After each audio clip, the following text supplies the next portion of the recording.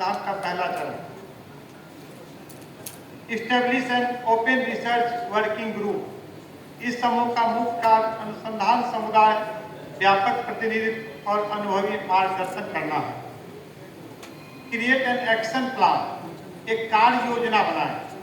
एक कार्य योजना जिसमें प्रस्तावित कुछ कार्रवाइयां हैं और एक निर्धारित अवधि में उसको हम निर्धारित करेंगे, एक नई दिशा देंगे। Publish an open research statement. एक खुला शोध वक्तव्य प्रकाशित करें। Run an open research competition. एक खुली प्रतियोगिता चलाएं। एक open research champions network. Develop support for research software engineering. Programming का व्यापक रूप से अनुसंधान में डेटा उत्पन्न करने के लिए, संधारित करने के लिए, विश्लेषण करने के लिए इसका उपयोग किया जाता है और पुनरुत्पादन के लिए यह महत्वपूर्ण होता है। Introduce open research criteria into recruitment, assessment and renewal process. खुली प्रथाओं को उपयोग में प्रोत्साहित करने के लिए शैक्षणिक प्रणालियों में सुधार करना आवश्यक होता है। अनुदान देने के लिए साइंस, आर्ट्स, कॉमर्स, इन तीनों के लिए फंडिंग एजेंसी अलग अलग है, जिसमें विज्ञान के लिए DST, department of science and technology, इसके साइट पर जाके आप देख सकते हैं। विज्ञान के लिए दूसरा है national information system for science and technology, NISSAT. इसका भी हेडक्वार्टर दिल्ली में है।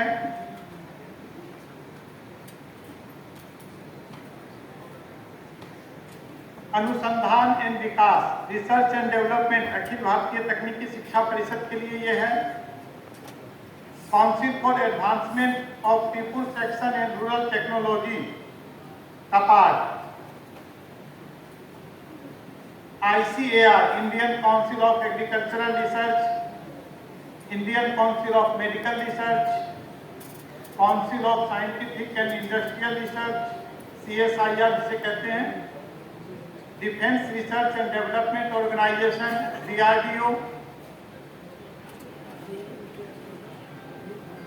आर्ट्स के लिए Indian culture of historical research, New Delhi, Indian council of philosophical research, New Delhi, Indian council for research and international economic relations, New Delhi. अपने बिहार में centre for geographical studies, Aryabhatta knowledge university, Indian institute of public administration, infrastructure state, New Delhi. Commerce के लिए Indian council of social science research, नई दिल्ली। अब funding agency के बाद हम लोग how to prepare research proposal, इसमें कुछ की चर्चा मैं कर दूं। सबसे पहले शीर्षक। अपने शोध का नामांकन करने के लिए शोध प्रस्ताव का एक महत्वपूर्ण हिस्सा होता है।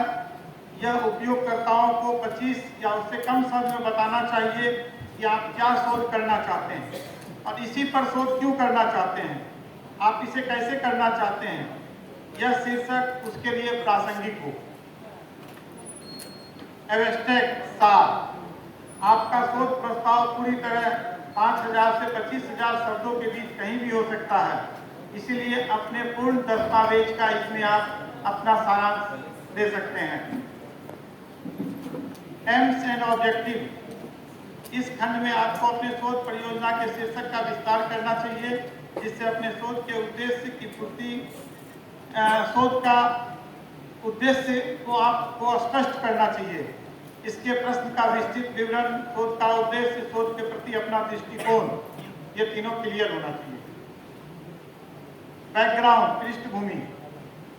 इस खंड में शोध प्रश्न की पृष्ठभूमि के बारे में विस्तार से जानकारी देनी चाहिए और इस खंड में आपको अपने प्रस्तावित शोध विषय के मौजूदा साहित्य और शोध अध्ययनों की समझ बतानी होगी। मेथोडोलॉजी, कार्य प्रणाली, इसमें आपको यह दिखाना है, यह बताना है कि आप शोध प्रश्न की जांच कैसे करना चाहते हैं। कार्य प्रणाली आमतौर पर उस सिद्धांत को संदर्भित करती है। आप अपनी शोध पद्धति को सूचित करने के लिए एक से अधिक पद्धति का उपयोग कर सकते हैं।